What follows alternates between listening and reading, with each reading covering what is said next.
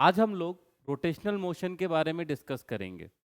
लेकिन rotational motion start करने से पहले हम लोग और एक चीज़ स्टडी किए हैं, सर्कुलर मोशन के बारे में। तो सबसे पहला चीज़ कि सर्कुलर मोशन और रोटेशनल मोशन के बीच में डिफरेंस क्या होता है। अगर कोई हमारा पॉइंट मास सर्कुलर पाथ में मूव कर रहा है तो उसे हम लोग सर्कुलर मोशन बोलेंगे, और कोई सिस्टम ऑफ पार्टिकल जो है वो सर्कुलर मोशन कर रहा है तो उसे हम लोग रोटेशनल मोशन बोलेंगे। तो यहाँ पे एक टर्म आता है हमारे पास, सिस्टम ऑफ पार्टिकल।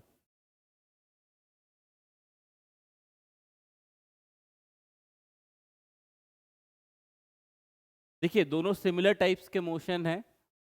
जो हमारा सर्कुलर मोशन है और रोटेशनल मोशन है, बहुत ही सिमिलर टाइप का है।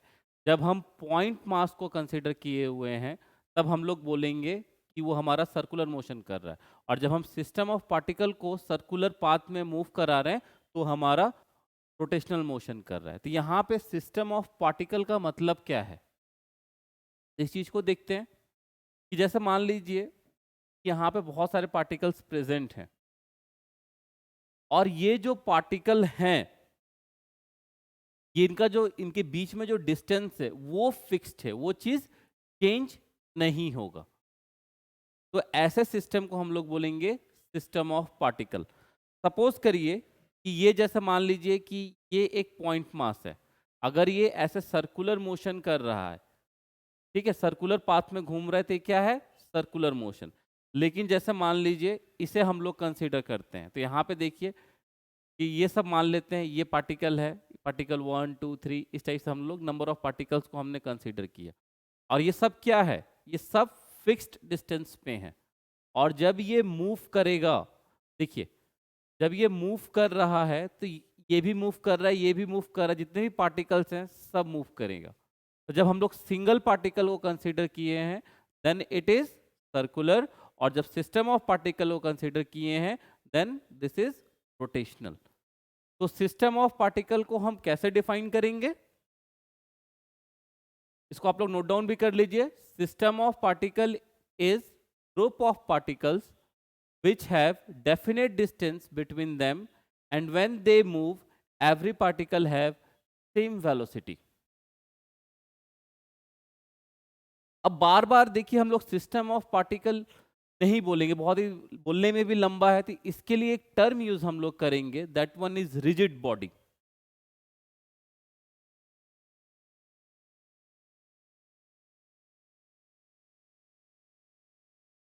देखिए, नॉर्मली हम लोग बॉडी वर्ड भी इस्तेमाल कर सकते हैं, लेकिन अगर मान लीजिए अगर हम लोग बॉडी वर्ड इस्तेमाल कर रहे हैं और यहाँ पे क्या हुआ कि ये मान लेते हैं रबड़ है, जब हम इसको खींच रहे हैं तो क्या हो रहा है कि ये वाला जो पार्टिकल है ये तो रेस्ट पे है, और ये वाला मूव कर रहा है। तो ये जो डेफिनेशन है सिस्टम ऑफ पार्टिकल का, उसका वायलेशन कर रहा है। इसलिए हमने क्या कहा, we have to consider the rigid word. तो हमने ये जब लिखा यहाँ पे, ये बोल रहे हैं rigid body, it means system of particle. Rigid body में क्या होगा कि जो पार्टिकल्स हैं उनके बीच का जो डिस्टेंस होगा वो फिक्स्ड होगा। तो इसका भी डेफिनेशन आप नोट कर लीजिए। Rigid body is a system of particles in which the distance between the different particle do not change whatever is the force applied।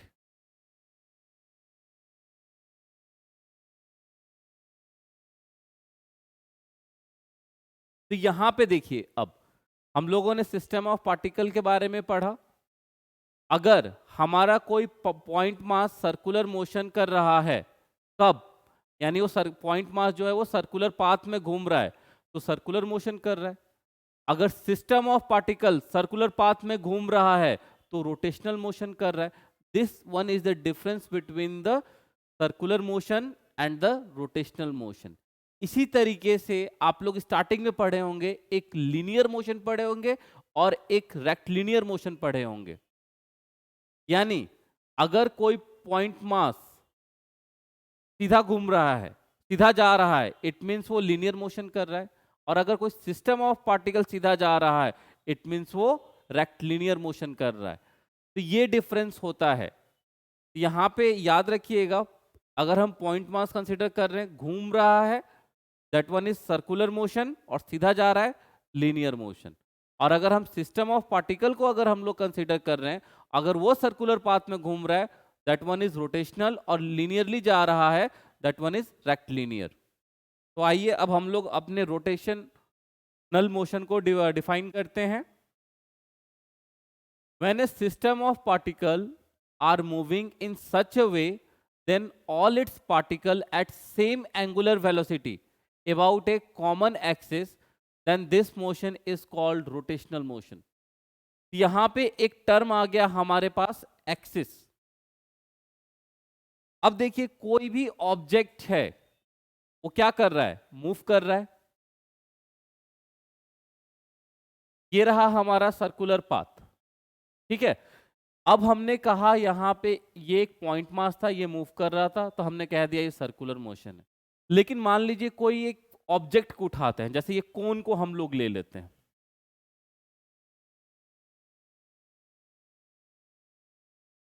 जब आप इस कोन को स्टडी करिएगा तो आप देखिएगा हर पॉइंट पे इसका रेडियस बदल रहा है, ठीक है। लेकिन हर रेडियस का एक कॉमन सेंटर होगा, that one is known as axis. यहां देखिए, जैसे ये हमारा एक कोन है, और यहां पे this one is common axis. यहां से देखिए, जब हम पॉइंट्स कंसीडर कर रहे हैं तो हम लोग देख रहे हैं कि हमारा हर पॉइंट पे जो रेडियस है वो वैरी कर रहा है। लेकिन इन सब का जो रेडियस जहां से स्टार्ट हो रहा है, that one is common point. तो ये जो कॉमन पॉइंट है, इसे हम लोग एक्सिस बोलेंगे। तो चलिए इस चीज को भी हम लोग एक बार डिफाइन कर लेते हैं। एक्सिस ऑफ रोटेशन क्या होता है? एक्सिस ऑफ रोटेशन को हम कैसे डिफाइन करेंगे? Axis of rotation is a locus of centre of which the circle made by the particles of A system. और जो एक्सिस ऑफ रोटेशन होता है वो परपेंडिकुलर होता है प्लेन ऑफ रोटेशन के। तो चलिए एक्सिस को हम लोग और अच्छे से समझने की कोशिश करते हैं।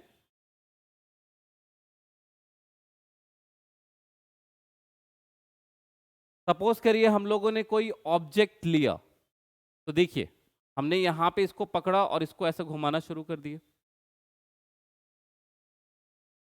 अब जैसे मान लीजिए इसको ऐसे पकड़े, ऐसे घुमाना शुरू कर रहे हैं, तो ये जो लाइन है, जो ये वाला लाइन है, या जो ये अभी हम लोग ऐसे घुमा रहे हैं, इट मीन्स ये वाला line, this one is axis of rotation. और ये जो घूम रहा है, that one is plane of rotation. अब हमेशा एक चीज याद रखिएगा कि जब हम लोग एक्सिस बोल रहे हैं, तो जो एक्सिस होता है वो कभी भी रोटेट नहीं करता है, मतलब वो अपने जगह पर रहता है, वो फिक्स्ड रहता है। जैसे मान लीजिए इस पॉइंट को हमने, देखिए इस पॉइंट को हमने कंसीडर किया, इस लाइन को। अब जैसे यहाँ पे हमने दोनों साइड से होल्ड कर लिया, तो ये लाइन नहीं मूव कर रहा है, ये नहीं रोटेट हो रहा है, लेकिन बाकी सारा जो भी है वो चीज रोटेट हो रहा है। एक तरीका तो ये हुआ इसको रोटेट करने का। अब देखिए इस तरीके से भी हम रोटेट कर सकते हैं, या जैसे मान लीजिए इसको हम लोग डायगोनली पकड़ लें, इसको हम लोग रोटेट कर सकते हैं ऐसे। तो ये सब क्या है? This are axis. तो चलिए हम लोग एक्सिस के बारे में थोड़ा सा और अच्छे से पढ़ते हैं।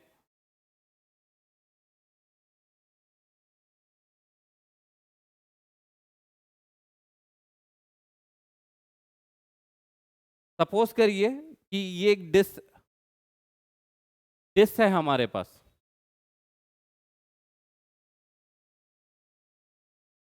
सपोज करिए डिस्क है हमारे पास, और अगर हम इसको यहां से ऐसे घुमा रहे हैं, तो जो इसका एक्सिस है ये कहां से पास हो रहा है भाई? ये सेंटर से पास हो रहा है। तो हम लोग क्या कहेंगे? Axis passing through the centre. और हमेशा याद रखिएगा जो एक्सिस ऑफ रोटेशन रहता है वो हमेशा नॉर्मल रहता है। अब यहां पे ध्यान दीजिए,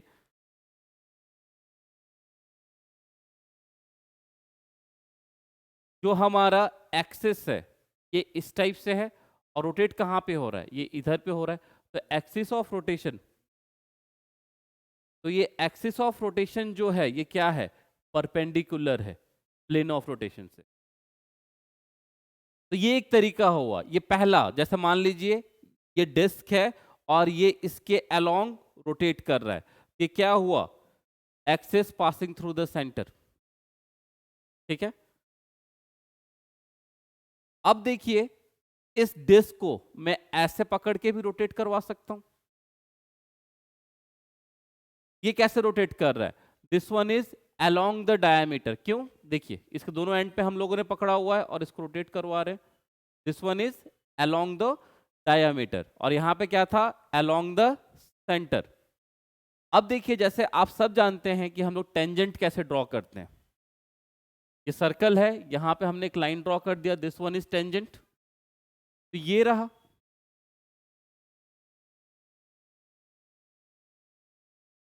जैसे ये रहा, ये आपका डिस्क है और यहां पे जैसे ये रहा इसका एक्सिस ऑफ रोटेशन। तो ये क्या हुआ, अलोंग द टेंजेंट। अब लेकिन इसी चीज को अगर हम लोग ऐसे कर देते हैं, ये क्या है, दिस पार्ट इज सरकमफ्रेंस। इसमें क्या बोलेंगे, यहां पे जो एक्सिस है, axis is passing through the circumference. और जब हम लोग कोई रेक्टिलिनियर प्लेन लेते हैं तो उस केस में हम लोग बताते हैं कि जैसे मान लीजिए ये चीज भी है, this one is along the diagonal. ये प्रैक्टिस का चीज है, जब आप इसमें प्रैक्टिस करेगा तो ये चीज समझ में आएगा। और रोटेशन पढ़ने के टाइम पे हमें एक्सिस का जानना सबसे ज्यादा जरूरी है कि जो ऑब्जेक्ट है वो कहां से पास हो रहा है या रोटेट कर रहा है, तो उसका एक्सिस क्या है। एक बार फिर से देख लीजिए, यहां पे हमने डिस्क को कंसीडर किया और ये मान लेते हैं ये जो है इसका एक्सिस ऑफ रोटेशन है, तो हम लोग क्या बोलेंगे, इसका एक्सिस कहाँ है, अलोंग द सेंटर। अब मान लीजिए दूसरा चीज, जब हम इसको डायमेट्रिकली पकड़े हुए हैं और अब ये ऐसे रोटेट कर रहा है, तो ये वाला क्या है, this one is along the diameter. अब दो चीज है, सर्कल पे एक हमने टेंजेंट बनाया हुआ है, जैसे ये सर्कल है इसका ये टेंजेंट होगा। अगर ये टेंजेंशियल तरीके से टेंजेंट है ये, तो यहां पे जो एक्सिस है वो कैसा है, अलोंग द टेंजेंट। अब जब हम इसको ऐसे कंसीडर कर रहे हैं तो ये क्या है भाई, इसका ये सरकमफ्रेंस है, तो यहां पे एक्सिस कैसा है, axis along the circumference.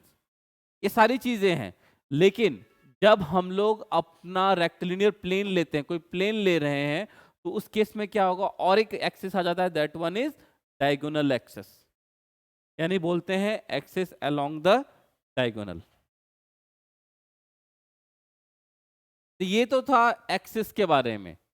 Next जो है हम लोग सेंटर ऑफ मास के बारे में डिस्कस करेंगे कि सेंटर ऑफ मास होता क्या है। ठीक है, इसको थोड़ा समझते हैं। जैसे ये ऑब्जेक्ट है, इस ऑब्जेक्ट का वेट मान लेते हैं, इस ऑब्जेक्ट का मास जो है वो 50 ग्राम मान लेते हैं, और मैं बोल रहा हूं इसको होल्ड करने के लिए मैं पांचों उंगली से मैं 10-10 ग्राम का, ठीक है, 10 ग्राम न्यूटन का मैं फोर्स में इस पर लगा रहा हूं। ठीक है, 10 ग्राम वेट में इस पे लगा रहा हूं, तो क्या हुआ, इसका जो हम लोग इसको तोड़ते हैं, यानी इसमें मान लेते हैं 5 पार्टिकल है, और पांचों पार्टिकल का जो मास है वो 10-10 ग्राम है, और इसको होल्ड करने के लिए 10 ग्राम वेट हम लोगों ने यहाँ पे लगाया हुआ है। तो क्या हो रहा है, एक तो तरीका ये है, दूसरा तरीका ये है कि हमने इसका कोई एक पॉइंट ढूंढा। ठीक है, और एक पॉइंट ढूंढा तो हमने देखा कि इसका जो सारा का सारा मास है इस एक पॉइंट पे कंसंट्रेटेड है। तो चलिए सेंटर ऑफ मास को भी हम लोग डिफाइन कर लेते हैं। तो centre of mass of a system is that point where complete mass of the system is supposed to be concentrated। ये पहला डेफिनेशन। ठीक है, दूसरा, if forces applied on the different members create a particular effect of motion on the body, then the same effect is created if the total force is applied on the center of mass।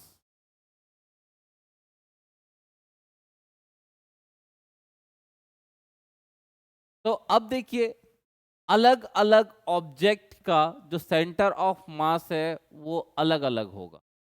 तो जो object है उसको हम लोग shape के basis पे लें तो दो तरीके के शेप मिलेंगे, रेगुलर और एक इरेगुलर। रेगुलर को हम लोग क्या बोलेंगे, ज्योमेट्रिकल शेप या सिमेट्री शेप, ठीक है। और जो दूसरा जो है हमारा इरेगुलर, जिसको असिमेट्री शेप्स कहते हैं, तो उसका सेंटर ऑफ मास क्या होगा।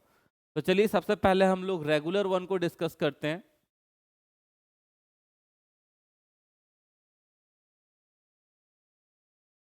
ठीक है,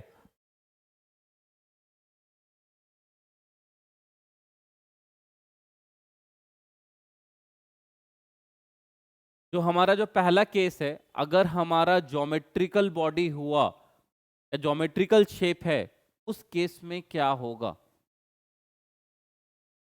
जब अभी हम लोग ज्योमेट्रिकल शेप के बारे में बात करेंगे, ठीक है, ज्योमेट्रिकल मतलब सिमेट्रिकल बॉडीज, तो जो सिमेट्रिकल बॉडीज का जो सेंटर ऑफ मास होगा, जो ज्योमेट्रिकल सेंटर होता है वही उसका सेंटर ऑफ मास होता है। चलिए इसको एक एक करके अभी हम लोग डिस्कस करते हैं। जितने भी सिमेट्रिकल बॉडी होंगे यानी ज्योमेट्रिकल बॉडी, ठीक है, जो उनका ज्योमेट्रिकल सेंटर होगा वही सेंटर ऑफ मास भी होगा। अब जैसे मान लीजिए सबसे पहला एग्जांपल हम लोग लेते हैं रिंग का।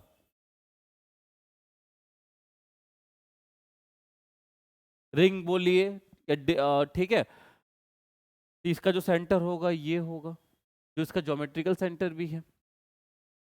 अगर हम रॉड ले लेते हैं, ये कुछ इस टाइप से है। अगर इस रॉड का लेंथ L है तो इसका ज्योमेट्रिकल सेंटर कहां पे होगा, ये L/2 पे होगा।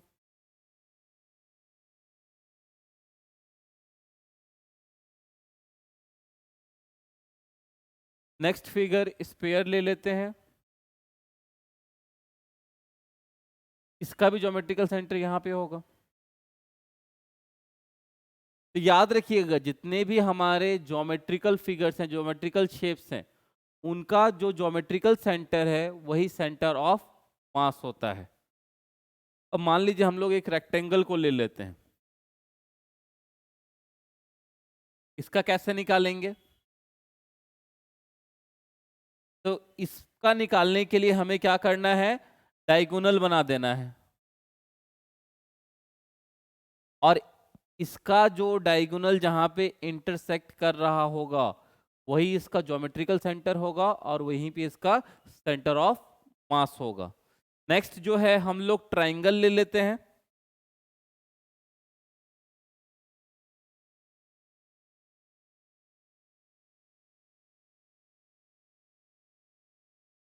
तो मान लीजिए यहां पे ले लेते हैं ट्राइंगल, तो ट्राइंगल का सेंटर क्या होगा, ठीक है। तो उसके लिए हम लोग क्या करेंगे,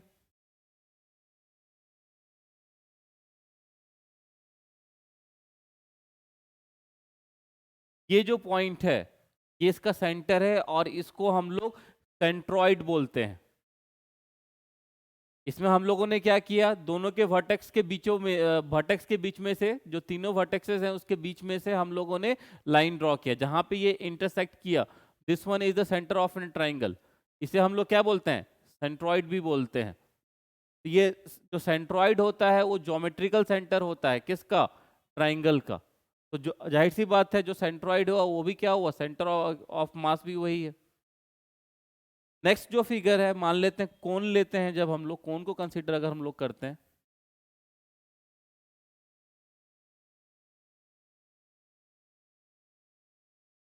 तो जो हमें इसका सेंटर मिलेगा ये रहता है 1/3 फ्रॉम बिलो, और क्या कहते हैं 2/3 फ्रॉम द अबव। इस पॉइंट पे हमें इसका सेंटर ऑफ मास मिलेगा। ये सारी बातें तो थी ज्योमेट्रिकल फिगर यानी जो रेगुलर शेप्स, जिसे आप लोग सिमेट्री कहते हैं। लेकिन मान लीजिए नॉन सिमेट्री बॉडी अगर हमें मिल गया, उस केस में हम लोग क्या करेंगे, नॉन सिमेट्री के केसेस में।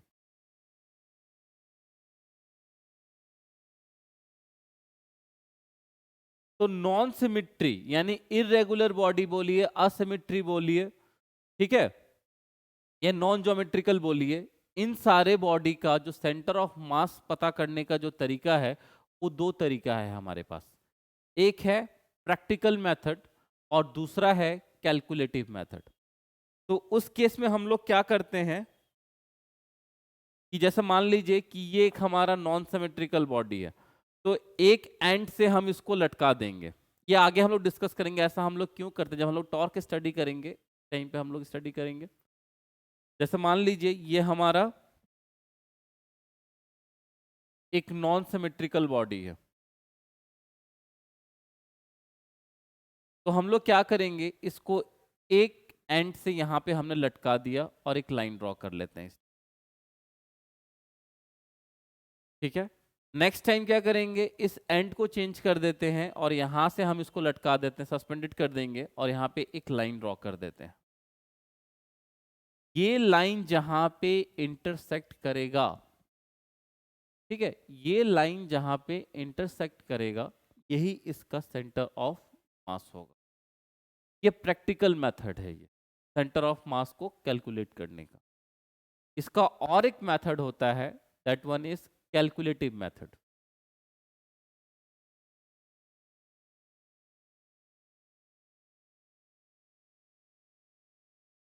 देखिए जब भी हम लोग कैलकुलेटिव मेथड की बात करते हैं तो पहले ये देख लीजिए, जो प्रैक्टिकल मेथड है, प्रैक्टिकल मेथड में आपको कुछ नहीं करना है, जिस ऑब्जेक्ट का भी हमें सेंटर निकालना है, एक बार यहां से आप इसको सस्पेंडेड कर दीजिए और लाइन ड्रॉ कर लीजिए, उसके बाद एक बार यहां से कर लीजिए, और जो दोनों पॉइंट आपस में इंटरेक्ट करेगा ये क्या होगा, इसका सेंटर ऑफ।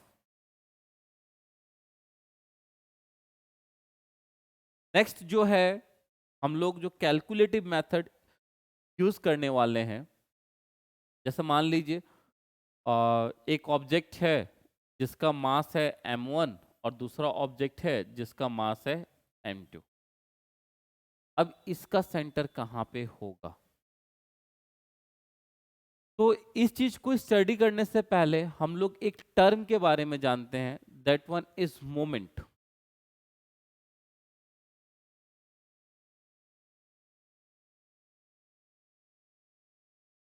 अब मोमेंट क्या होता है, तो मोमेंट हमेशा याद रखिएगा, अगर किसी भी फिजिकल क्वांटिटी के साथ अगर हम उसको मल्टीप्लाई, आर को यानी डिस्टेंस को अगर हम मल्टीप्लाई कर देते हैं तो हमें क्या मिलता है, मोमेंट मिलता है। जैसे आपने सुना होगा मोमेंट ऑफ मास, ठीक है, मोमेंट ऑफ फोर्स, ठीक है, तो उसमें करते क्या है, फोर्स है उसके बाद आर को मल्टीप्लाई कर दिए, मास है उसके बाद आर को मल्टीप्लाई कर दिए, मोमेंट, ठीक है, क्या हुआ, जो भी फिजिकल क्वांटिटी है उसके साथ अगर हम आर को मल्टीप्लाई कर देंगे तो उस क्वांटिटी का मोमेंट मिल जाएगा, ठीक है। मोमेंट खुद एक क्वांटिटी है end moment is a vector quantity.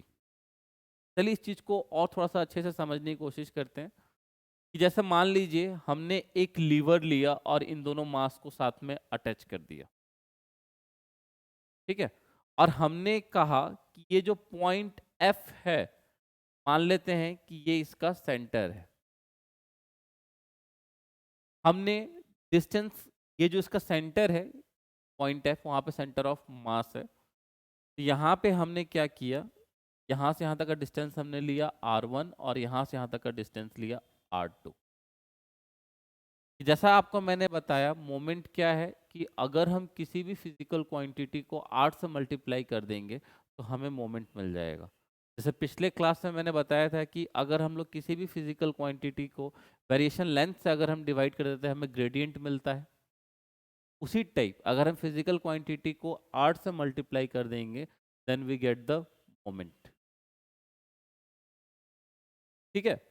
तो यहाँ पे देखिए ये दोनों मास है और दोनों कुछ ना कुछ डिस्टेंस पे है, सेंटर से कुछ ना कुछ डिस्टेंस पे है, तो अगर हमें इसका मोमेंट ऑफ मास निकालना हुआ तो ये हो जाएगा m1 r1 और ये वाला हो जाएगा m2 r2।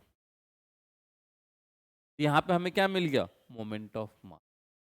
मोमेंट हम कैसे निकालते हैं, आर से मल्टीप्लाई करके।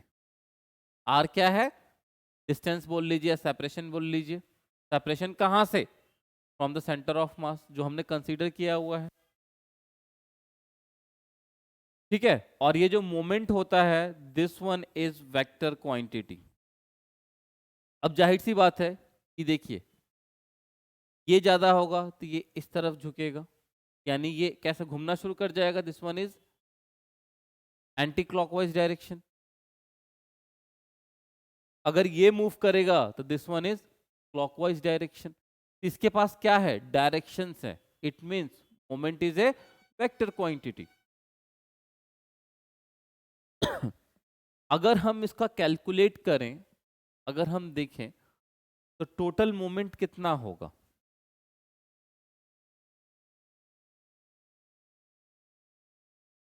ये हो जाएगा m1 r1 plus m2 r2। अब ये यहाँ पे r जो है, इसलिए हम लोग वेक्टर कंसीडर करते हैं या वेक्टर लेते हैं, ये पोजीशन बता रहा है। यहाँ पे ये जो r1 है और जो r2 है, वो क्या रिप्रेजेंट कर रहा है? वो पोजीशन को रिप्रेजेंट कर रहा है।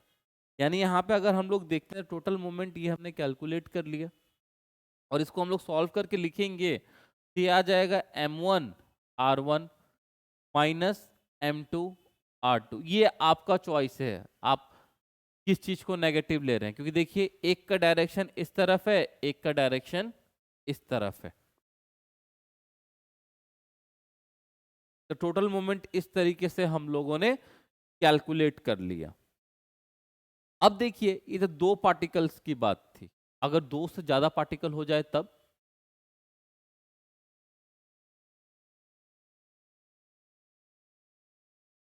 और यहां पे मान लेते हैं सेंटर है।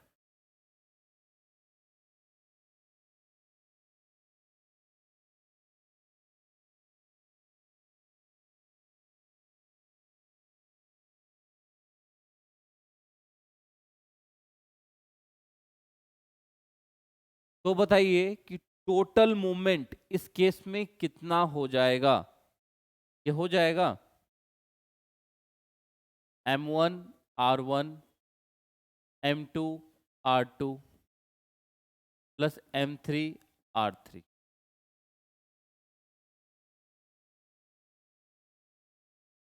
अब देखिए, ये जो तीन पार्टिकल्स हैं यहाँ पे, ये टोटल मोमेंट हम लोगों ने लिख लिया और हमें क्या कैलकुलेट करना है कि इसका सेंटर ऑफ मास कहाँ पे होगा। ठीक है, तो जो सेंटर ऑफ मास है, मान लेते हैं वो अभी हमें मालूम नहीं है, लेकिन हम यहाँ पे एक डिस्टेंस r कंसिडर करते हैं और बोलते हैं कि सेंटर ऑफ मास हमारा यहीं पे होगा। तो ये जो r को हम कैसे कैलकुलेट करेंगे? ठीक है, ये टोटल मोमेंट हो गया, ये किसके बराबर होगा? अब मान लीजिए यहां से ओरिजिन से सेंटर ऑफ मास का जो डिस्टेंस है वो r मान लेते हैं, तो ये इसके बराबर हो जाएगा m1 plus m2 plus m3, और ये r। ये क्या है? ये सेंटर ऑफ मास का ये टोटल मोमेंट है और ये सेंटर ऑफ मास का मोमेंट है।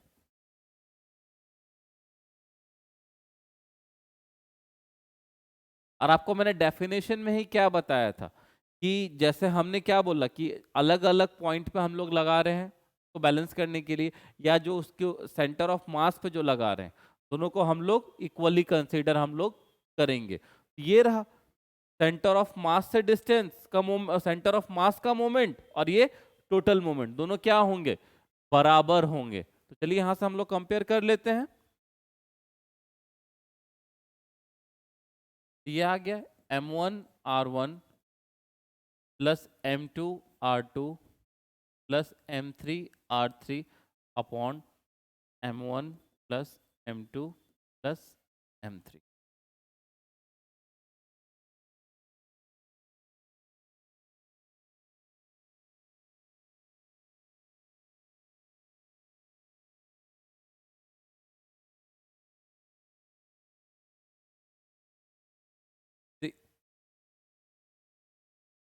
ये हुआ।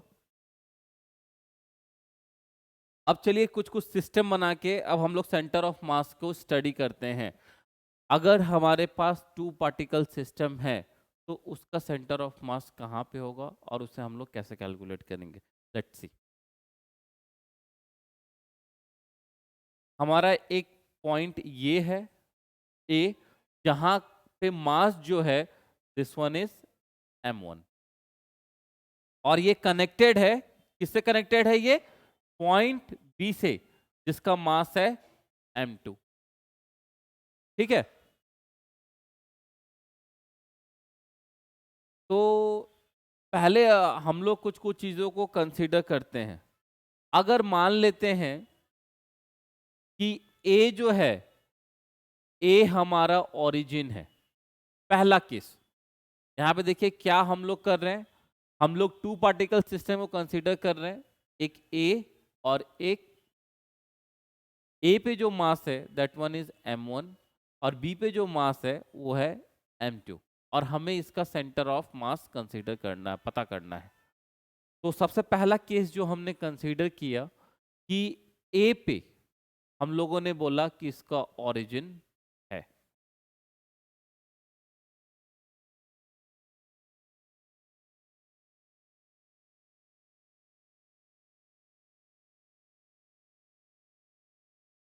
हमने क्या किया, ए को हमने ओरिजिन कंसीडर किया हुआ है। तो फॉर्मूला क्या है हमारे पास, देखिए यहाँ पे है, ये 3 के लिए था, 2 के लिए क्या होगा, m3 वाला गायब हो जाएगा पार्ट। तो जो r आएगा हमारे पास कितना आएगा, m1 r1 plus m2 r2 upon m1 plus m2, ये फॉर्मूला है हमारे पास। अब लेकिन क्या हुआ, m1 वाले को हमने क्या किया है, एज एन ओरिजिन कंसिडर कर लिया है, यानी ए पॉइंट को हमने ओरिजिन कंसिडर कर लिया, ओरिजिन हो गया, मतलब आर का, r1 का वैल्यू कितना है, 0। ये हो गया m1 इंटू 0 प्लस m2। अब देखिए ओरिजिन से m2 का डिस्टेंस, इस डिस्टेंस को हम लोग मान लेते हैं x, ये कितना हो गया, m2x upon m1 plus m2। तो क्या हमारे पास बचा, m2x upon m1 plus m2। ये रिजल्ट कब आएगा, यानी सेंटर ऑफ मास फ्रॉम ए, यानी हम लोग ए को ओरिजिन कंसिडर किए हैं और इस तरफ से हम लोग सेंटर ऑफ मास को फाइंड आउट करने की कोशिश कर रहे हैं। ये ये कितना आया, m2x m1 प्लस m2।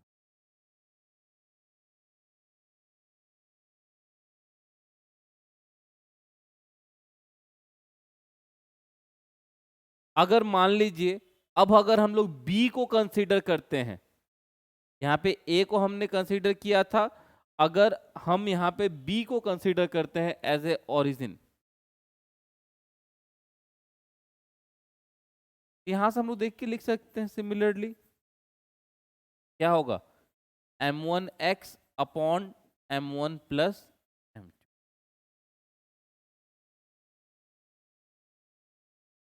ये क्या था,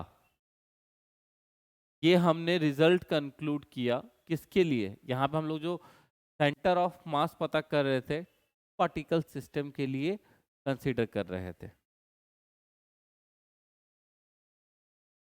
तो यहां पे हमें एक इंपॉर्टेंट रिजल्ट हमें समझ में आता है कि वो जो रिजल्ट है, जो सेंटर ऑफ मास है, ठीक है, वो कहां लाई करेगा, यानी line joining the A and B. ठीक है, ये बात हमेशा याद रखिएगा, इधर उधर कहीं पे भी नहीं, जो लाइन दो पार्टिकल्स को ज्वाइन कर रहा है वहीं पे सेंटर ऑफ मास लाई करेगा, उसी में रहेगा।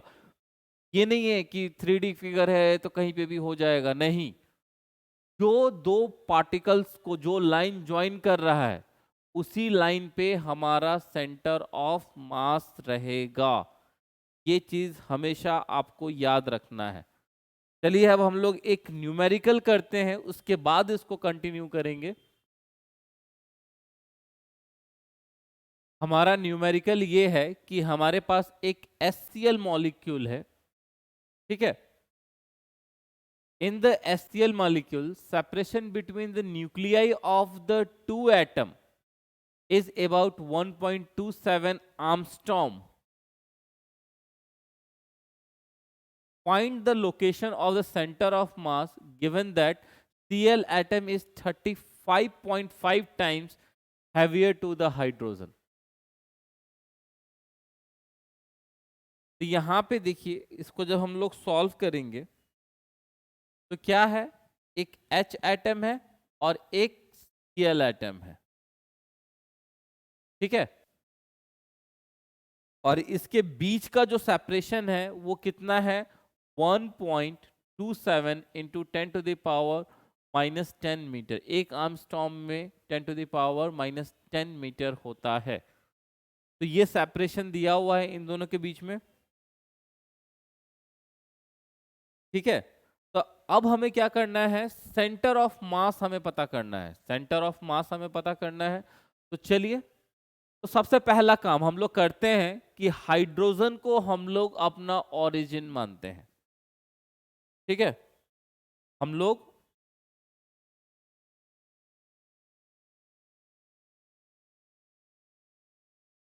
ओरिजिन एट H, फॉर्मूला है हमारे पास, क्या है formula, R is equal to M1R1 plus M2R2 M1 plus M2।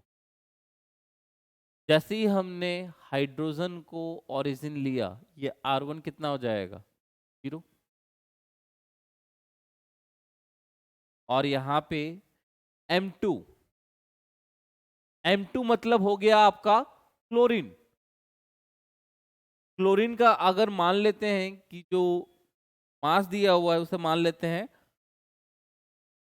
35.5, और यहाँ पे R2, यहाँ पे देखिए जो सेपरेशन दिया हुआ है, ये इन दोनों के बीच का दूरी कितना है, ये है आपका 1.7 इंटू 10⁻⁻10 डिवाइडेड बाई, क्या बोला था कि chlorine is 35.5 times is heavier.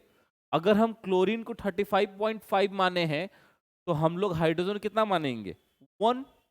ये हो जाएगा 1 प्लस 35.5। और जब हम इसको सॉल्व करते हैं तो ये हमारा आता है 1.35 अप्रॉक्स, कुछ इसी टाइप से आता है, इंटू 10⁻⁻10, यानी ये हमारा आ गया 1.24 आर्मस्ट्रॉन्ग। अब कुछ कुछ चीजों पे ध्यान दीजिएगा, ये जो रिजल्ट आया है, ये रिजल्ट अपने आप में बहुत ही इंपॉर्टेंट रिजल्ट है, और यहां से कुछ मैं आपको समझाने की कोशिश कर रहा हूं। ये जो रिजल्ट आया है कितना आया, 1.24, ठीक है। तो आप देखिए 1.24 अप्रोक्सीमेटली यहां पे होगा, ठीक है। तो हम लोग यहां से एक चीज कंक्लूड कर देते हैं, यहां पे तो हमने स्टडी किया ही किया ये चीज, तो हम लोग यहां से एक चीज कंक्लूड कर देते हैं कि जो सेंटर ऑफ मास होता है वो हैवियर की तरफ शिफ्ट होता है।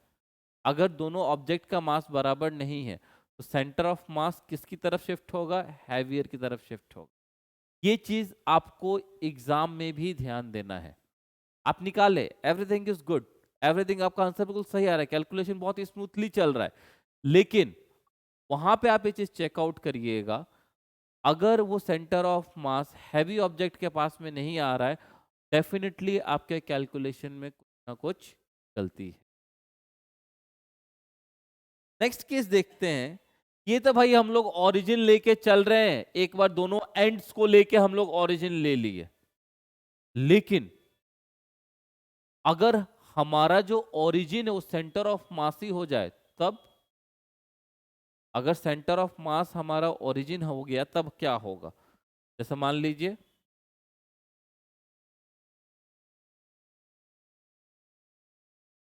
एक पार्टिकल ये था, एक पार्टिकल ये था, और यहाँ पे हम मान लेते हैं ये हमारा पॉइंट सेंटर ऑफ। इस केस में क्या होगा? यहां से डिस्टेंस मान लेते हैं, ये m1 है, ये m2 है, यहां से डिस्टेंस r1 और यहां से डिस्टेंस r2। डायरेक्टली फॉर्मूला में आते हैं। फॉर्मूला क्या है? r is equal to m1 r1 plus m2 r2 upon m1 plus m2। यहां पे इसलिए मैंने लगा दिया, एक चीज ध्यान दीजिए, जब हमने सेंटर ऑफ मास यहां पे लिया हुआ है तो एक इस साइड है, एक इस साइड है, यानी एक को हम लोग प्लस कंसीडर करेंगे, एक को हम लोग माइनस कंसीडर करेंगे। क्यों? क्योंकि यहाँ पे डायरेक्शन अलग अलग है भाई, डायरेक्शन के चलते। ठीक है, तो जैसे मान लीजिए जो नॉर्मली हम लोग लेते हैं, इस लेफ्ट हैंड साइड वाले को हम लोग नेगेटिव ले लेते हैं। ये कितना हो जाएगा? -m1r1 plus m2r2। अब एक बात बताइए, r जो डिस्टेंस है वो तो खुद ही सेंटर ऑफ मास पे है, मतलब जो हमने इस बार जो ओरिजिन लिया है वो सेंटर ऑफ मास लिया है, यानी r कितना हो जाएगा? 0। ये रहा।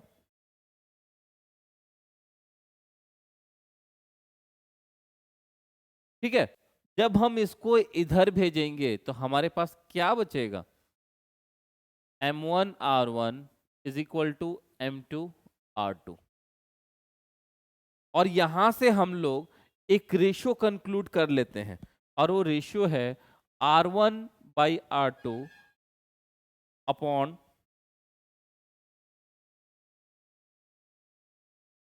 m2/m1। ये बहुत ही इंपॉर्टेंट चीज, इस चीज को देखिए, ये बहुत ही इंपॉर्टेंट चीज। ये रिलेशन किया हमने, ये फॉर्मूला हम लोग लेकर आ गए। यहां पे देखते हैं हमारे पास क्या आया? r1/r2 m2/m1। यहां से हम लोग एक चीज कंक्लूड कर लेते हैं कि क्या है, मास और सेपरेशन का प्रोडक्ट है, यानी m1 इंटू r1। तो हम लोगों ने ये क्या रिलेशन दे रहा है? r is inversely proportional to mass. इसका मतलब क्या? अगर m बड़ा हो गया तो r क्या होगा? स्मॉल। इसका मतलब क्या हुआ? If m is large, then what? Then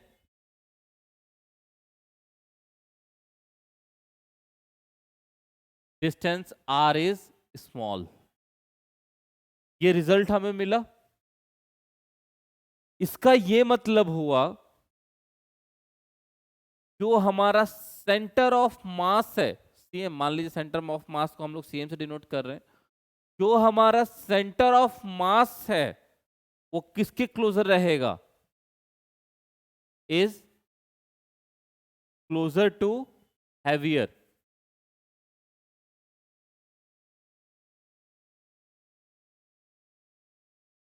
यहां से क्लियर कट आपको दिख रहा है ये चीज, जो चीज मैंने आपको पिछले न्यूमेरिकल में मैंने बताया था। क्या? कि जो हमारा सेंटर ऑफ मास है वो किसकी तरफ रहेगा? हैवी ऑब्जेक्ट की तरफ रहेगा। और आपका रिजल्ट अगर आप न्यूमेरिकल सॉल्व कर रहे हैं और आपका centre of mass heavy object से दूर आ रहा है, इट मींस वो आपका न्यूमेरिकल गलत है। इस चीज को देखिए, यहां समझने की कोशिश करिए, क्या रिजल्ट मिला? अगर मास ज्यादा है तो डिस्टेंस कम होगा। कहां से? ठीक है, अगर हमारा मास ज्यादा है तो डिस्टेंस r जो है वो स्मॉल है, यानी जो हमारा सेंटर ऑफ मास है किसकी तरफ शिफ्ट करता है? हैवियर ऑब्जेक्ट की तरफ शिफ्ट कर जाता है। चलिए आगे बढ़ते हैं। अब देखिए, हमेशा टू पार्टिकल सिस्टम तो नहीं रहेगा ना। ठीक है, हमारे से बहुत सारे पार्टिकल्स भी हो सकते हैं। अगर हमारे पास n पार्टिकल्स आ जाए,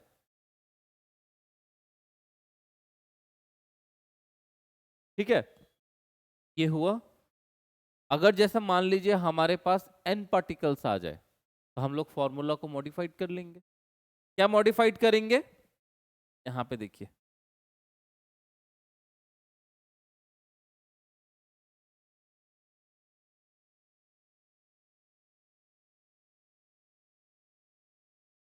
ये जैसा मान लीजिए 3 पार्टिकल के लिए आया हुआ था, अब जैसा मान लीजिए ये r क्या हो जाएगा फॉर n पार्टिकल्स,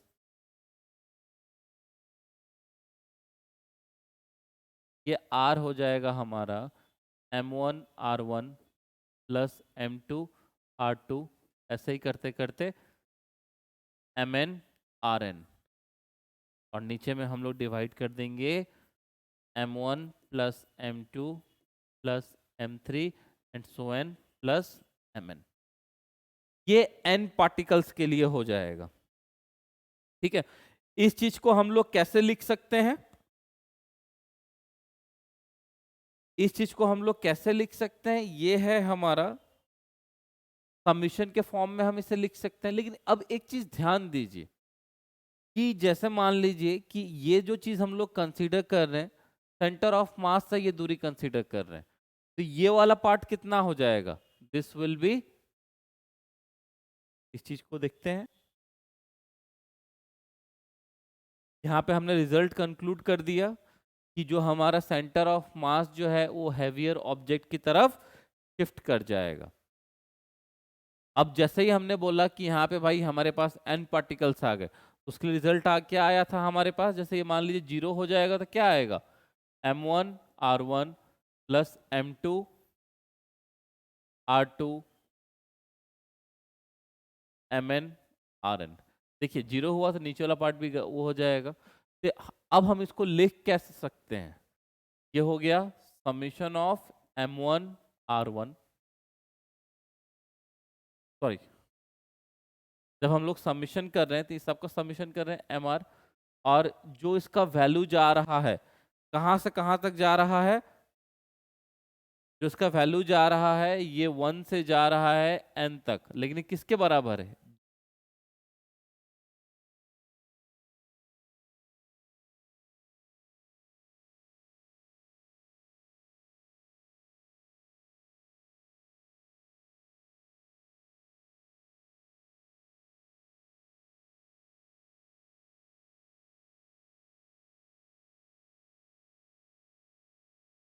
यानी क्या होगा? Sum of moment of all the masses around the centre of mass is, ये किसके लिए हुआ था? मैनी पार्टिकल्स के लिए हुआ था। अब जो है भाई हम लोग मैनी ऑफ पार्टिकल्स की बात तो कर रहे हैं, मैनी पार्टिकल्स की बात कर रहे हैं, लेकिन ये तो नॉर्मली बात कर रहे थे। ठीक है, उसके बाद हमारे पास क्या आएगा? जैसे हम इसकी बात कर रहे हैं मैनी पार्टिकल्स की, अगर हम लोग बात कर रहे हैं तो भाई कोऑर्डिनेट सिस्टम भी तो आ जाएगा उस समय। जैसे ये पार्टिकल है उसका अपना कोऑर्डिनेट है, तो कोऑर्डिनेट्स को कैसे लिखेंगे? एक्स वाई जेड के फॉर्म। तो इस चीज को देखते हैं, जब भी हम लोग मैनी पार्टिकल्स के बारे में स्टडी करेंगे तो सबसे पहला काम इस प्रॉब्लम को सॉल्व करने का जो रहेगा वो क्या होगा? उसका x y z coordinates, particle का जो भी कोऑर्डिनेट है उसको फाइंड आउट करना। पहला काम क्या है? स्टेप 1,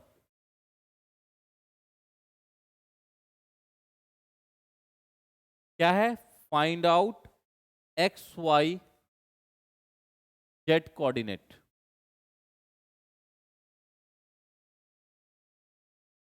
ठीक है, ऑफ ईच पार्टिकल।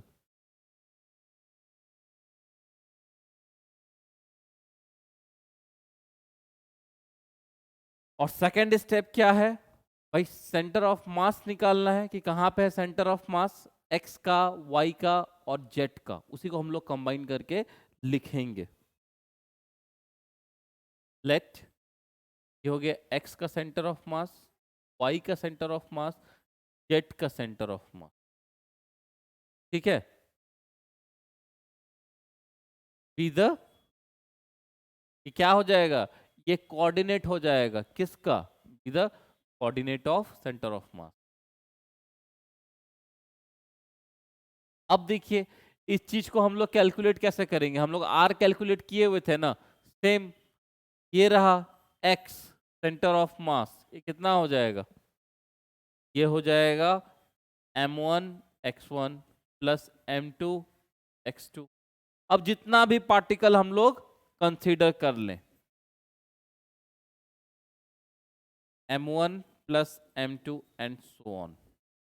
नेक्स्ट जो है y के अलोंग सेंटर ऑफ मास कितना होगा, ये हो गया हमारा m1 y1 m2 y2 and so on.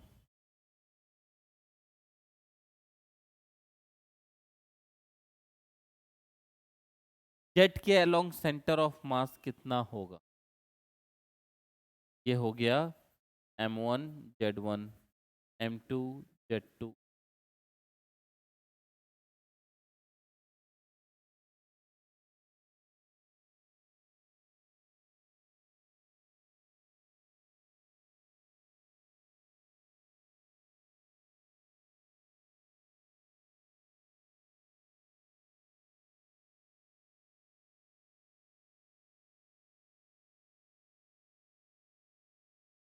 Next जो है हमारा, ये तो पार्टिकल था, लेकिन अगर हम लोग लार्ज बॉडी को कंसीडर कर लें, फॉर एग्जांपल जैसे मान लीजिए 3 स्फीयर हैं और जिनका सबका जो मास है वो m है, रेडियस r है और तीनों आपस में कनेक्टेड है, तो ऐसे केसेस में हम लोग सेंटर ऑफ मास कैसे निकालेंगे।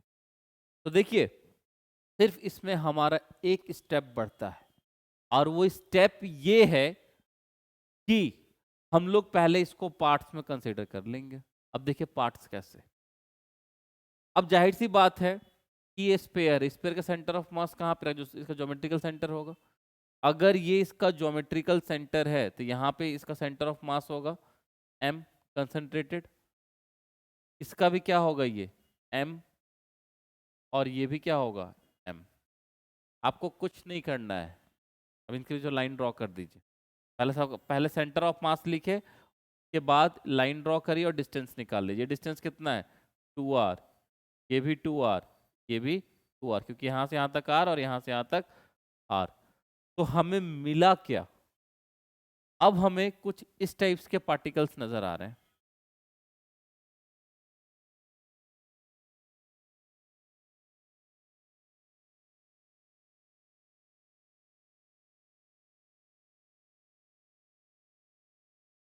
ठीक है, तो इस केस में अब आपको सेंटर ऑफ मास कैलकुलेट करना है। चलिए इस चीज को हम लोग दो न्यूमेरिकल के हेल्प से हम लोग समझने की कोशिश करते हैं।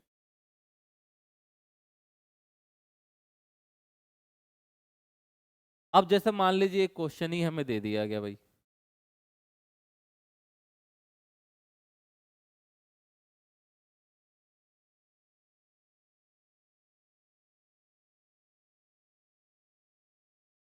क्वेश्चन हमें ये दिया गया कि इस टाइप का कोई ज्योमेट्रिकल फिगर है, यानी 3 स्पेयर हैं जिसमें से हर एक का मास m है और रेडियस जो है वो r है।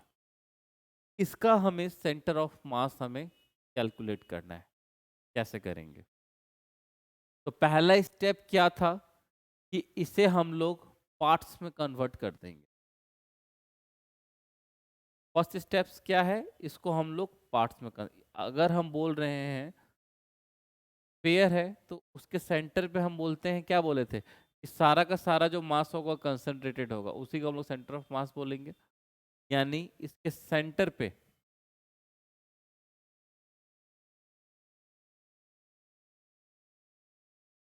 इसके सेंटर पे मास कंसंट्रेटेड है, दिस वन इज m। यहाँ पे जो कंसंट्रेटेड है this one is also m। यहाँ पे जो कंसंट्रेटेड है this one is also m। ये हमने यहाँ पे मास कंसंट्रेट करवा दी, इसको हमने किससे बदल दिया, पार्ट्स में। इसके बीच में डिस्टेंस देख लीजिए, ये 2r, ये भी 2r और ये भी 2r। अब हम लोग इसको सॉल्व करें तो कैसे सॉल्व करें? ठीक है, तो आपको क्या सेकंड स्टेप में करना है, ईच पार्टिकल का कोऑर्डिनेट्स निकालना है, एक्स वाई जेड कोऑर्डिनेट। तो वो चीज हम कैसे निकालेंगे, लेट्स सी। ये आपका चॉइस है कि आप इसका ओरिजिन आप कहां से बनाते हो, यहां पे बना सकते हो, यहां पे ही बना सकते हो। ठीक है,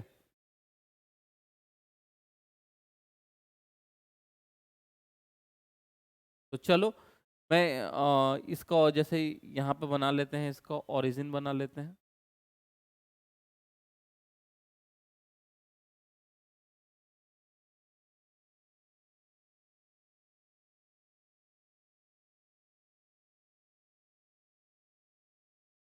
ये हमने इसका ओरिजिन बना लिया। अब हमें क्या कैलकुलेट करना है, क्या बोले थे, एक्स वाई जेड कैलकुलेट करना है। ठीक है,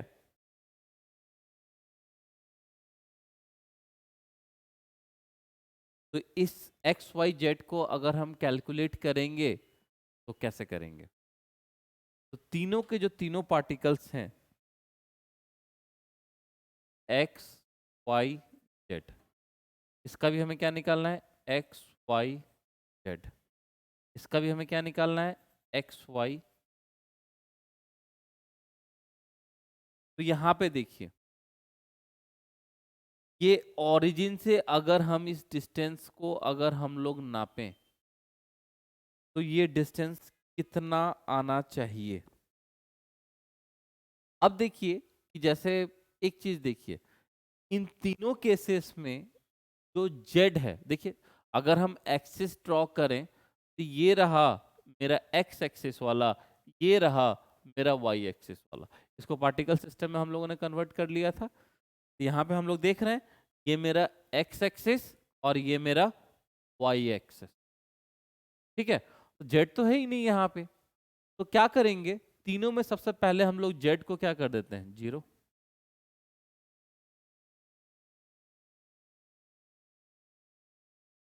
ठीक है, अब आते हैं इसके पास।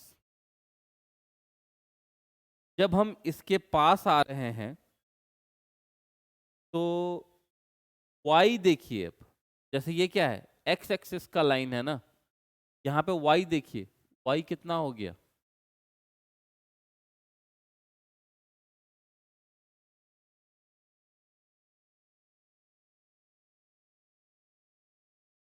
और इस केस में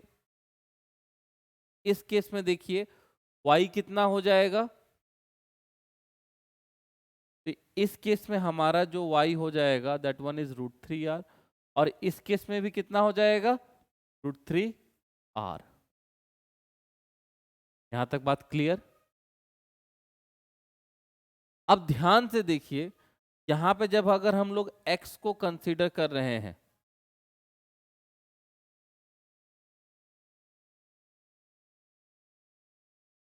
जैसे मान लीजिए यहां से हम लोग लेते हैं, ये जो है x जो है यहाँ पे, x कितने डिस्टेंस पे होगा, this one is in r distance. इस वाले के लिए x कितना पे होगा, 0 पे, और इस वाले के लिए x कितना पे होगा, दैट इज ये अगर r पे तो ये कितना पे होगा, दिस वन इज 2r। भाई हमारे पास ऑलरेडी फॉर्मूला है, z सब में 0 है, z कैलकुलेट ही मत करो। ये रहा xcm, निकाल लेते हैं, तो xcm के लिए क्या हो जाएगा formula, m1r1 plus m2r2, sorry sorry sorry, यहाँ पे देखिए x के लिए क्या हो जाएगा, m1x1 plus m2x2 plus m3x3 upon m1 plus m2 plus m3।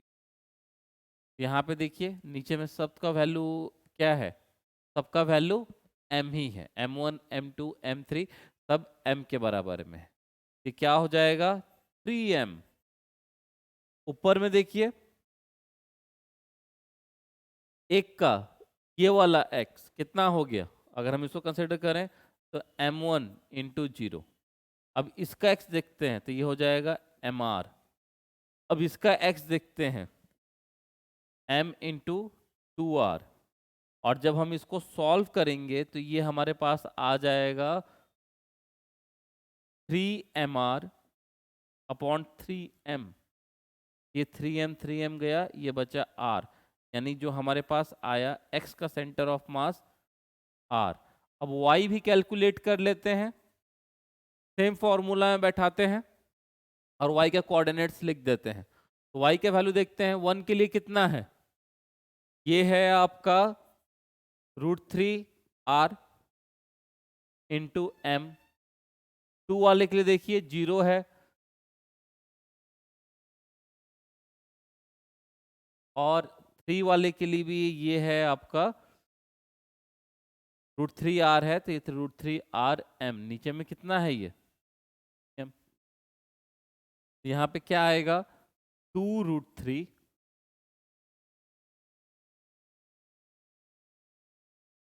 rm और नीचे में 3m। ये mm गया,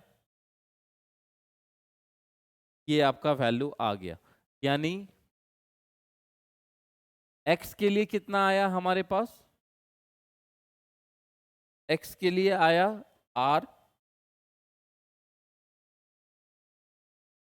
और जो y है y के लिए कितना आया, अगर हम इसको काट देते हैं तो ये आ गया हमारे पास 2/√3r।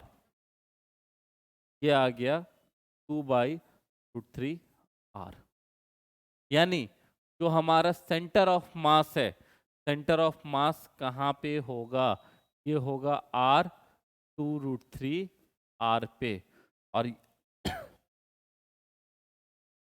ठीक है, ये हमने यहाँ पे हमने अपना ओरिजिन लिया था, इसको हमने एज एन ओरिजिन कंसीडर किया था। तो हमारा x का डिस्टेंस कितना है, x का डिस्टेंस है r यहाँ पे, और y का डिस्टेंस हमें कितना दे रहा है 2/√3। यानी ये r से ज्यादा होगा थोड़ा,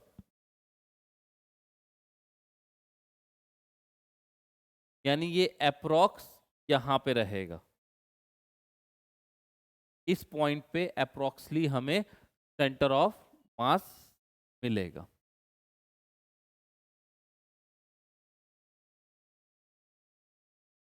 तो ये एक मेथड है, ये एक तरीका है कैलकुलेट करने का। तो जब भी आपको इस टाइप का प्रॉब्लम दिया जाए, ठीक है, कैसा प्रॉब्लम, मान लीजिए बॉडी डायग्राम प्रॉब्लम है, सबसे पहला आप इसको पार्ट्स में कन्वर्ट कर दीजिएगा। पार्ट्स में कन्वर्ट करने के बाद आप इसके तीनों कोऑर्डिनेट्स लिखिएगा। तीनों कोऑर्डिनेट्स लिखने के बाद आप कैलकुलेट करिएगा तीनों कोऑर्डिनेट्स को, तीनों कोऑर्डिनेट्स के सेंटर ऑफ मास को आप कैलकुलेट करिएगा और आप रिजल्ट लेकर आइएगा। चलिए अब और एक प्रॉब्लम देखते हैं, नेक्स्ट अपने नेक्स्ट प्रॉब्लम की ओर हम लोग बढ़ते हैं।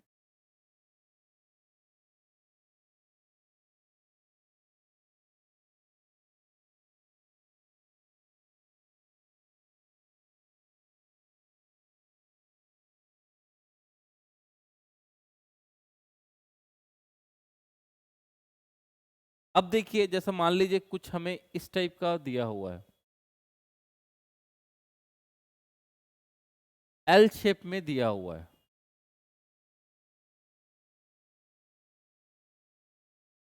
और कहा जा रहा है ये वाला डिस्टेंस जो है 2l है, ये वाला 2l है, ये l है, ये भी l है, ये भी l है, और ये भी l है। ठीक है, और हमें बोला जा रहा है कि इसका सेंटर ऑफ मास को कैलकुलेट करना। इसको हम लोग करेंगे तो कैसे करेंगे, तो सबसे पहला चीज कि इसको हम लोग जो ज्योमेट्रिकल फिगर है, यानी जो सिमेट्रिकल फिगर है, उसमें हम लोग इसको डिवाइड कर लेते हैं। एक बॉडी है, इसे हम लोग क्या बोलेंगे? इससे पहले हम लोग एक सिमेट्रिकल फिगर बनाने की कोशिश करते हैं, तो ध्यान से देखिएगा।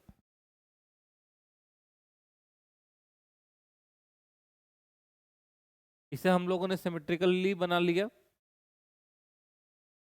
अगर यहां तक L है तो ये भी L हो जाएगा, ये भी L हो जाएगा, ये भी L है, ये भी L है। ठीक है, यहाँ पे 3 पार्ट्स में बना दिया, 1 2 3, और इसका मास था 3m। तो हम लोगों ने कहा कि इसे इक्वली जब हम लोग डिस्ट्रीब्यूट करेंगे तो यहाँ पे क्या होगा? m, यहाँ पर भी होगा m, यहाँ पर भी होगा m। अब इस चीज को थोड़ा सा समझते हैं।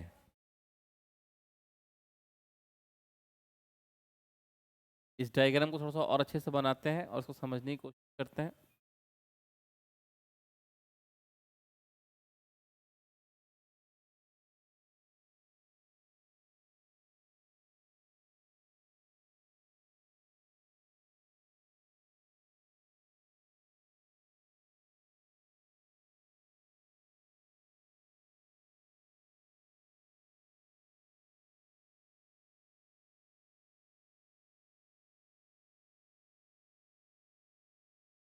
अच्छा, इसी पे आते हैं। अब देखिए, सबसे पहला काम हमें क्या करना था? हमने इसको पार्ट्स में कन्वर्ट कर दिया। ठीक है, अगर ये भी L है, ए भी L है, ए भी L है, ए भी L है, तो हमने इसको बेसिकली स्क्वायर में कन्वर्ट कर दिया है। तो अब देखिए, अब हम इसमें करना क्या है? सबसे पहला काम है हमें ओरिजिन पता करना, ओरिजिन डिस्क्राइब करना। जैसे मान लीजिए हम इसका ओरिजिन हम लोग यहाँ पे ले लेते हैं, दिस वन। यहाँ पे कोऑर्डिनेट्स क्या होगा? 0 0। अब जाहिर सी बात है, जब हमने कहा कि इसका सेंटर हमने इसे यहाँ पे कंसीडर किया है, इस वाले को हमने इसको यहाँ पे कंसीडर किया है, इसको हमने यहाँ पे कंसीडर किया। ठीक है, तो जाहिर सी बात है, अगर इसका लेंथ L है तो इसके हाफ में जाएगा, दिस वन इज L/, अगर इसका लेंथ L है तो इसके हाफ में आएगा, ये होगा L/2। यानी इसका कोऑर्डिनेट्स क्या है? L/2 और L/2। देखिएगा, ध्यान से देखिएगा, यहाँ पे जो y है, y का डिस्टेंस तो सेम है भाई, ये रहा L/2। x देख लेते हैं। अब x क्या हो रहा है? सिर्फ L एक ऐड हो जा रहा है, का ये मतलब हुआ 3L/। यहाँ पे देखिए, x सब वही है, L/2, y एक L ऐड हो गया, ये हो गया 3L/। देखिए, हमने यहाँ से देखिए सबसे पहले क्या किया, इसको पार्ट्स में कन्वर्ट किया। पार्ट्स में कन्वर्ट किए तो ये इसका सेंटर ऑफ मास हुआ। अब ओरिजिन से हम इसका कोऑर्डिनेट्स लिख रहे हैं, एक्स वाई जेड। ये क्या हुआ? L/2 L/2। ठीक है, उसके बाद y का कितना है? यहाँ पे y जो है L/2 है, लेकिन y देखिए हाइट बढ़ गया थी 3L/2। अब नेक्स्ट स्टेप में हम लोग क्या करना है? सेंटर निकालना है। z तो है नहीं यहाँ पे, यानी x और y का सेंटर ऑफ मास निकालना है। मतलब किस डिस्टेंस पे सेंटर रहेगा, इसका सेंटर ऑफ मास रहेगा। चलिए इसको कैलकुलेट कर लेते हैं फॉर्मूला से अपने। m1 कितना है? r1 कितना है? L/, m2 कितना है? m, इसका वो क्या कहते हैं, x कितना है? ये भी L/2 है। थर्ड वाले का भी लेंथ मास कितना है? m, लेकिन जो सेपरेशन है, जो r है, वो कितना हो गया? 3L/। जो डिस्टेंस है वो कितना है? 3L/। नीचे में क्या हो जाएगा? 3m। जब हम सॉल्व करते हैं इसको, L/2 L ये हो गया आपका L प्लस, ये हो जाएगा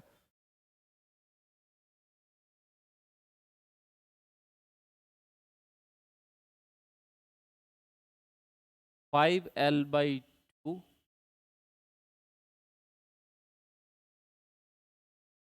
5L m बाई 2/3m। ये कट गया, क्या है आपके पास 5l/6। अगर हम y को देखें तो y का क्या हो जाएगा इस वाले में, m इंटू l/2। ऊपर में देखते हैं m l 3l/2 plus m l/2 upon 3m। और जब हम इसको भी कैलकुलेट करेंगे तो ये भी हमारे पास आएगा 5l/, यानी जो इसका सेंटर ऑफ मास आया वो कहाँ पे आया, 5l/6 और 5l/6 पे आया। यानी इट मीन्स ये अप्रोक्सीमेटली यहाँ पे होना चाहिए, ये अप्रोक्स वैल्यू इसका यहाँ पे होना चाहिए। तो इस तरीके से हम लोग सेंटर ऑफ मास को हम लोग पता करते हैं।